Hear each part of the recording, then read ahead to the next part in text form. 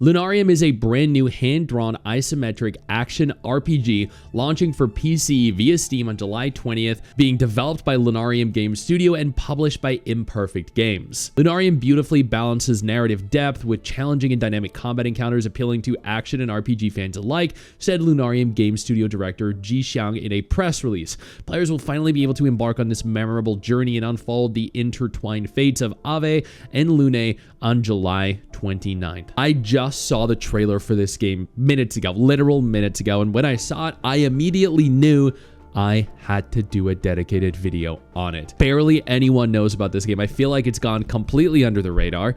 It is very obscure, even though it looks as beautiful as it does. It is a top-down isometric action RPG. I love games like this. I love the Baldur's Gate games. I love Lost Ark.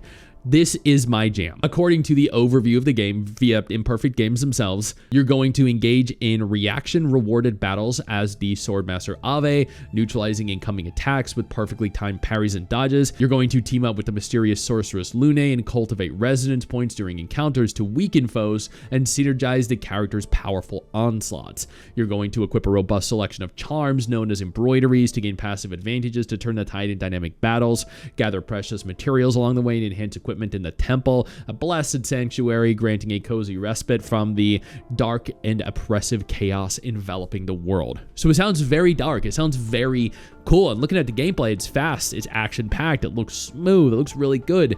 You'll lend a light hand with Lune to overcome tricky obstacles while venturing through gorgeously hand-drawn landscapes, including the Forgotten Forest, a ruined castle, the dreamlike archipelago. You'll take down ancient golems, silent mutated creatures, and confront formidable bosses in epic battles to upgrade Ave and Lune's skill trees and gain advanced abilities. This adds a lot of depth, seemingly, to each individual character.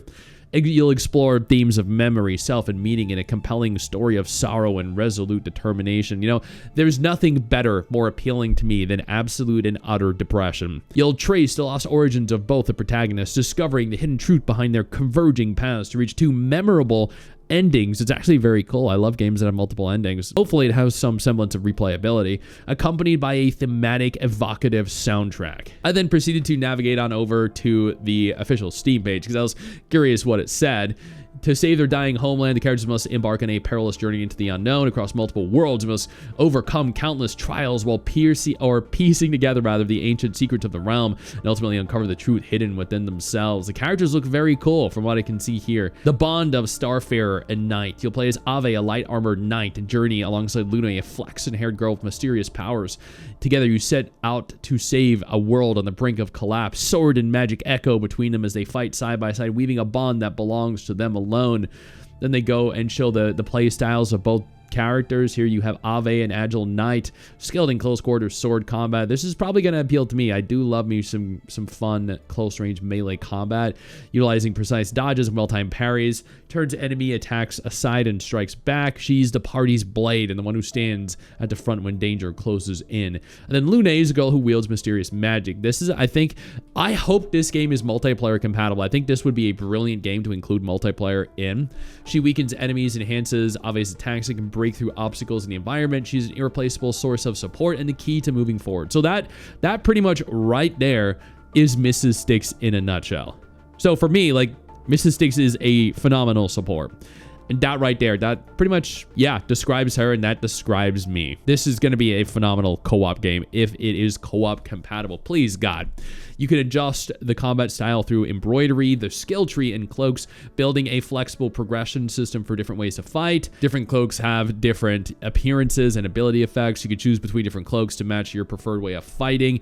There is an embroidery system that works like charms, each carrying a different power. Equipping them grants Ave passive enhancements that can support different combat styles. That also sounds very good. Like, there genuinely seems to be a lot of depth here to the game.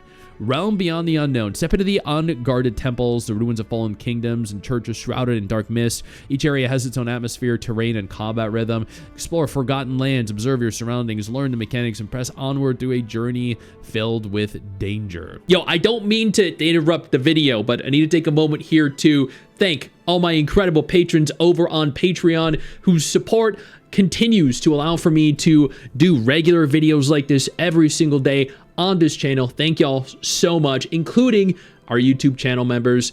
You guys mean the world to me. So do you guys as viewers as well. Now, without further ado, let's continue. This game genuinely looks so freaking good. Once more, I love action RPGs. I love top-down isometric games. I grew up on these games, JRPGs that were turn-based and also top-down isometric action RPGs. This game is not launching onto mobile, so it is not going to be mobile compatible at all. It's not going to have the shortcomings of games that are mobile compatible or that release onto mobile. This is a PC exclusive game based off of what I can see. It doesn't have any console support. It doesn't have any mobile support. It is just for PC, and you can not only purchase but also download the game via Steam on July 29th. Looks like it's going to be $18, 18 US dollars, 18 euros, and 18 pounds or 16 pounds. This is actually very affordable. My hope here is that the game is co-op. I don't see tags for it anywhere, unfortunately, so it's probably not going to be. It just listed as an action-adventure indie RPG. It looks like the game is Chinese, though. Interestingly enough, I don't know if Lunarium or Imperfect Games have ever developed any other games before. It looks like Lunarium Studio here is actually, responsible for this game, but also this is the only game that they've ever developed.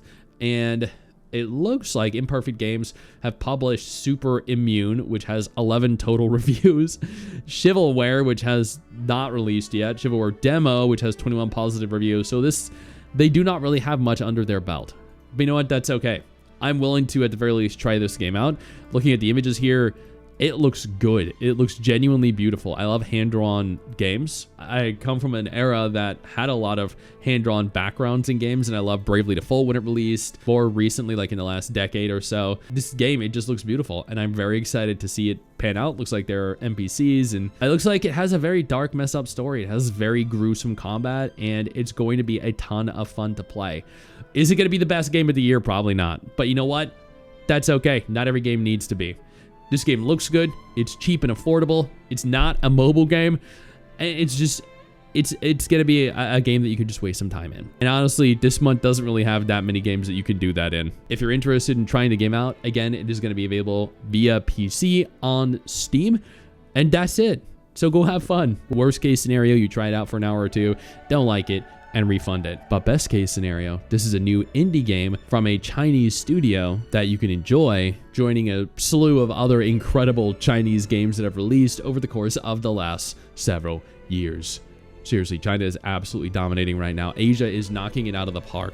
Western companies have just fallen so far behind, it's laughable. I know you think that you just hit the end of the video, and technically, yeah, you have. And I know your first reaction is to close out of it at this juncture, but don't. No, instead, I urge you to take a moment here and click one of the videos on screen that are coming up in just a moment so you remain up to date with everything going on in the gacha genre. Trust me, you're not going to regret doing so. Stay flaccid.